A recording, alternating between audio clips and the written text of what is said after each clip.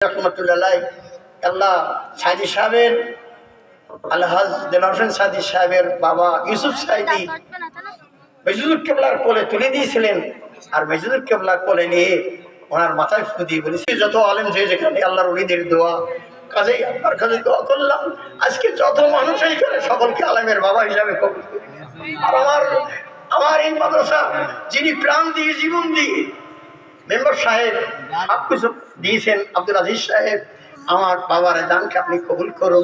আল্লাহ 20,000 টাকা চাইছিলাম, একটা আল্লাহর বান্দার সঙ্গে দেখে করতে পারলাম না। বাকিতে যদি কেউ মেম্বার সাহেব, আমি 10,000 দিয়েছি হুজুর, আর 10,000 দিয়ে আমি 20,000 আপনার দাবি পূরণ করলাম, তাহলে হাত কান নামাই হুজুর। উনি আর 10,000 টাকা দিলেন। আল্লাহ 20,000 টাকার ক্যান্ডিডেট আমার আব্বা মেম্বার সাহেব দিয়েছেন। আল্লাহ সকলের দানকে কবুল করুন, আমাদের দান কবুল করুন। আল্লাহ আপনার কাছে দাবি, কোরআনকে আল্লাহ আপনার পার্লামেন্টে আপনি কবুল করে নেন। লা ইলাহা ইল্লাল্লাহু নারায়ে